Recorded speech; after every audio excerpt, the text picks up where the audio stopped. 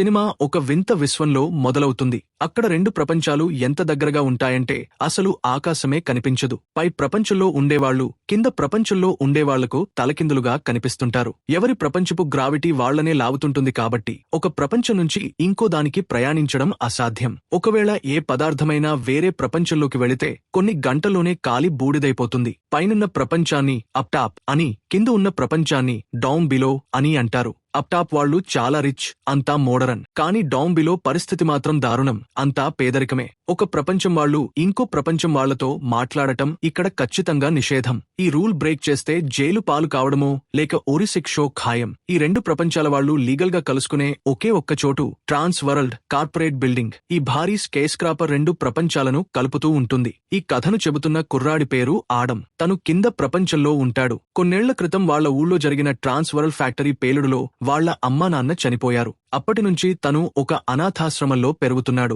అతనికి ఉన్న ఒకే ఒక్క బంధువు వాళ్ల ఆంటీ బెక్కీ. ప్రతి వీకెండ్ తను వెళ్లి ఆమెను కలుస్తుంటాడు. ఒకసారి ఆడమ్ వెళ్లినప్పుడు బెక్కీ తన యాంటీ గ్రావిటీ ప్యాన్కేక్స్ సీక్రెట్ రెసిపీని వాడికి చెబుతుంది. ఆ ప్యాన్కేక్స్ చేయడానికి పింక్ బీస్ నుంచి తీసిన పుప్పొడిని వాడతారు. ఈ తేనెటీగలు రెండు ప్రపంచాల నుంచి పుప్పొడిని సేకరిస్తాయి. ఇవి సేజ్ మౌంటైన్ మీద మాత్రమే కనిపిస్తాయి. ఆ పింక్ బీస్ సీక్రెట్స్ ఉన్న ఒక పుస్తకాన్ని కూడా చూపించి వాడు పెద్దయ్యాక దాన్ని ఇస్తానని మాటిస్తుంది. ఆ తర్వాత కొన్నాళ్లకు ఆ పర్వతాల పైనుంచి పుప్పొడి తీసుకురమ్మని ఆడమ్ని పంపిస్తుంది బెక్కీ. ఆ రోజే తన జీవితాన్ని పూర్తిగా మార్చేసిందని ఆడమ్ అంటుంటాడు. వాడు ఎప్పుడూ లేనంత పైకి ఆ కొండ చివరి వరకు ఎక్కుతాడు. అక్కడి నుంచిపై ప్రపంచం స్పష్టంగా కనిపిస్తుంటుంది. ఆడమ్ తన దగ్గర ఉన్న ఒక పేపర్ ప్లేనుపై ప్రపంచం వైపు విసురుతాడు. ఆ గ్లైడర్ గాల్లోకి ఎగిరి పైనున్న నేల మీద పడుతుంది. ఆ బొమ్మను ఒక అందమైన అమ్మాయి చూస్తుంది. ఆడమ్ పైకి ఆమె వైపు చూస్తాడు. ఇద్దరూ చూసుకుని నవ్వుకుంటారు. అక్కడి నుంచే వాళ్ల కథ మొదలవుతుంది. కొన్నేళ్ల తర్వాత ఆడమ్ హ్యాండ్సమ్ కుర్రాడిగా మారతాడు. ఆ అమ్మాయి ఈడెన్. వాళ్లు మొదటిసారి కలిసినప్పటి నుంచి ఫ్రెండ్స్ గానే ఉంటారు.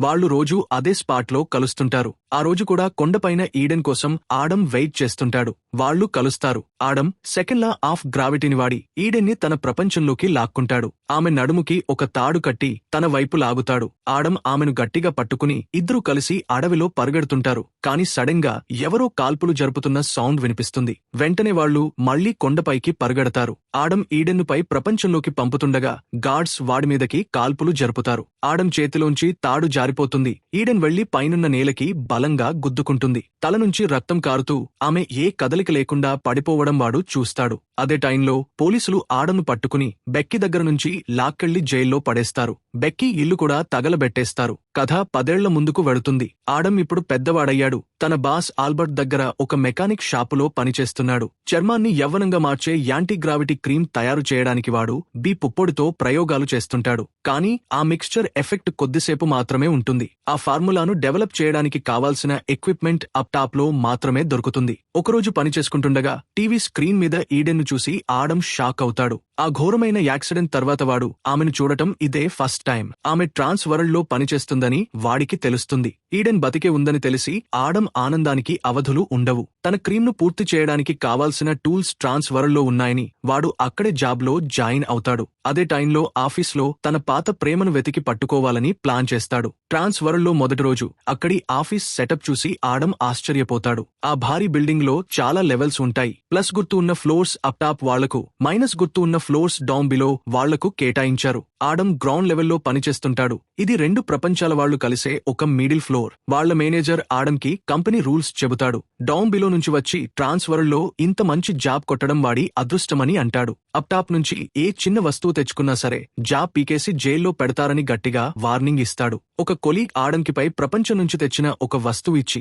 అది కాలిపోకుండా ఉండాలంటే ఫ్రిడ్జ్ లో దాచమని చెప్తాడు. డ్యూటీ అయ్యాక ఆడమ్ ఆల్బర్ట్ దగ్గరికి వెళ్తాడు. అప్ టాప్ వాళ్లు దుర్మార్గులని నమ్మే ఆల్బర్ట్ ఆడమ్ ట్రాన్స్ వరల్డ్ లో చేరాడని కోప్పడతాడు. ఆ కంపెనీలో పనిచేస్తే ఆడమ్ ఎక్కడ ప్రాణాలు పోగొట్టుకుంటాడో అని భయపడతాడు. కానీ ఆడమ్ ఎలాగోలా కన్విన్స్ చేయడంతో వాడు హెల్ప్ చేయడానికి ఒప్పుకుంటాడు. ఇంకోవైపు ఈడెన్ ఒక థెరపీ సెషన్ కి వెళుతుంది. ఆ యాక్సిడెంట్ కంటే ముందు జరిగిన తన గతం ఆమెకు ఏమీ గుర్తులేదని, ఆడమ్ గురించి ఆమెకు అస్సలు తెలియదని మనకు అర్థమవుతుంది. ఒకరోజు ఆఫీస్లో ఆడమ్ ఈడెన్ను కలవడానికి తన కొలీగ్ బాబ్ హెల్ప్ అడుగుతాడు. దానికి బాబ్ ఒప్పుకుంటాడు. ఆ రాత్రి ఆడమ్, ఆల్బర్ట్ వాళ్ల ఫ్రెండ్ పాబ్లో కలుసుకుంటారు. ఇదంతా అవసరమా అని పాబ్లో డాట్ పడతాడు. ఈడెన్కి ఆడంతో ఉండటం ఇష్టం లేదేమో అని వాడు టెన్షన్ పడతాడు. అయినా సరే ఈ ప్రయత్నం చేసి తీరాల్సిందే అని ఆడం గట్టిగా ఫిక్స్ అవుతాడు. తర్వాత రోజు ఆఫీస్లో ఆడం బాబ్కి డామ్ బిలో నుంచి తెచ్చిన కొన్ని రే స్టాంప్స్ ఇస్తాడు. తన స్కిన్ క్రీమ్ రీసెర్చ్ మీద సీరియస్ గా వర్క్ చేయడం స్టార్ట్ చేస్తాడు. కొన్ని రోజుల తర్వాత ఆ లోషన్ ను అప్టాప్ బాస్లకు ప్రెజెంట్ చేస్తాడు.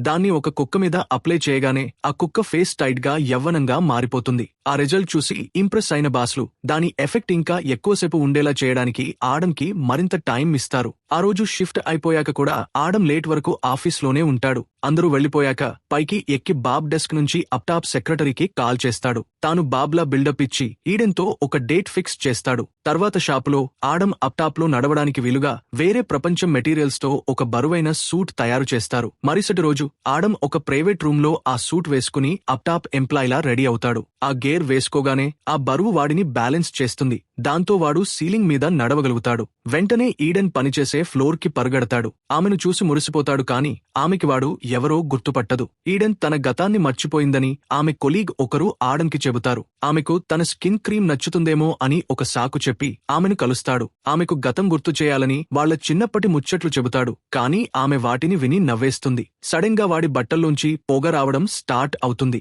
ఆడం బాత్రూంకి పరుగెత్తి ఆ వేడి తగ్గించుకోవడానికి నీళ్లు పోసుకుంటాడు. వాడు టాయిలెట్ యూజ్ చేస్తుండగా మూత్రం పైకి వెళ్లి సీలింగ్ కి తగిలి స్మోక్ అలారం మోగుతుంది. వెంటనే సైరన్ మోగుతుంది. గార్డ్స్ ఆడం వెంటపడతారు. కాని వాడు ఎలాగోలా తప్పించుకుంటాడు. ఆ రాత్రి పాబ్లో ఆల్బర్ట్ వాడి కాలిన గాయాలకు మందు రాస్తారు. పాబ్లో ఇంకా ఈడెన్ విషయంలో డాట్ గానే ఉంటాడు. మరుసటి రోజు ఆఫీస్లో వార్నింగ్ బెల్ మోగుతుంది. జాబ్లోంచి పీకేస్తున్న ఎంప్లాయీస్ లిస్ట్ ను మేనేజ్మెంట్ అనౌన్స్ చేస్తుంది. ఆ లిస్ట్లో బాబ్ పేరు కూడా ఉంటుంది. అందరూ వెళ్లిపోయాక బాబ్ ఆడం మాట్లాడుకుంటారు. బాబ్ పరిస్థితి చూసి ఆడం బాధపడతాడు. వెళ్లే ముందు బాబ్ తన ఐడి, బ్యాడ్జ్ ఆడంకి ఇస్తాడు. వాటితో ట్రాన్స్ఫర్ నుంచి బయటపడి ఎప్పుడైనా అప్టాప్ కి వెళ్లొచ్చు. ఆడం ఒంటరిగా ఉన్నప్పుడు బాబ్ ఫోన్ మోగుతుంది. కాల్ చేసింది ఈడెన్. నిన్నవాడు అంత త్వరగా వెళ్లిపోయినందుకు సర్ప్రైజ్ అయ్యానని, మళ్లీ కలవాలని అంటుంది. ఆడం ఎగిరి గంతేసి ఆమెను ఒక కేఫ్లో కలవడానికి ఒప్పుకుంటాడు. వాడు ఒక ప్రైవేట్ ఏరియాలోకి వెళ్లి మళ్లీ అప్టాప్ వాడిలా కనిపించడానికి తన గేర్ వేసుకుంటాడు. ఆ బ్యాడ్జ్ వాడి బిల్డింగ్ నుంచి బయటపడి ఫస్ట్ టైం అప్టాప్ ప్రపంచంలో అడుగు పెడతాడు.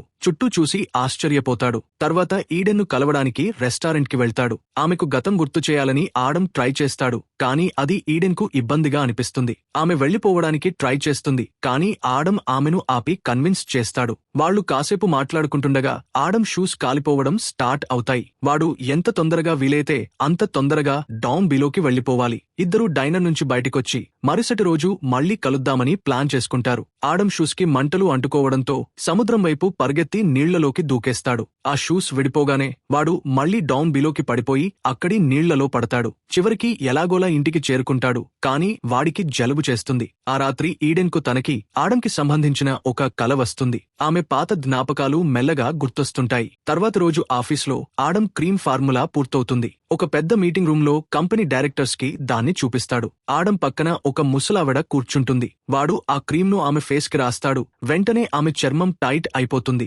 వాడి టాలెంట్ కి బోర్డు మెంబర్స్ అంతా క్లాప్స్ కొడతారు. సరిగ్గా అప్పుడే ఈడెన్ ఆ రూమ్ లోకి వస్తుంది. ఆమె ఆడంను చూసి వాడు కింద ప్రపంచం వాడని తెలిసి షాక్ అవుతుంది. అందరి ముందు వాడిని బాబ్ అని పిలుస్తుంది. కాని ఆడం తను బాబ్ కాదని తన పేరు ఆడం అని చెప్తాడు. కన్ఫ్యూజ్ అయిన ఈడెన్ అక్కడి నుంచి పారిపోతుంది. మీటింగ్ అయ్యాక ఆడం ఆ బరువైన సూట్ వేసుకుని అప్టాప్ కి పరిగెడతాడు. ఈడెన్ కోసం పిచ్చోడిలా వెతుకుతాడు. బాధాకరమైన విషయం ఏంటంటే వాడు వెతికేలోపే ఆమె బిల్డింగ్ నుంచి బయటికి వెళ్లిపోతుంది. బాబ్ కి కార్డు వాడటానికి ట్రై చేస్తాడు. కాని బాబ్ను జాబ్లోంచి తీసేశారు కాబట్టి అది పనిచేయదు. తన సీక్రెట్ లీక్ అయిపోయిందని తెలిసి ఆడం పరిగెడతాడు. ఒక గార్డ్ వాడిని వెంబడిస్తాడు. వాడు తప్పించుకుంటాడు. కాని సొంత ప్రపంచం డామ్ బిలోకి వెళ్లడానికి దారి ఉండదు. ఈడెన్ కనిపించకపోవడంతో హెల్ప్ కోసం బాబ్ ఇంటికి వెళ్తాడు. బాబ్ ఆశ్చర్యపోయినా వాడిని లోపలికి రానిస్తాడు. ఆడం సీలింగ్ మీదే ఉంటాడు. బాబ్ వాడికి కిందకు వెళ్లడానికి ఒక స్పెషల్ సూట్ ఇస్తాడు. వేరే ప్రపంచపు వస్తువుల దగ్గర ఎంతసేపు ఉన్నా సరే ఈ సూట్ కాలిపోకుండా డిజైన్ చేసి ఉంటుంది.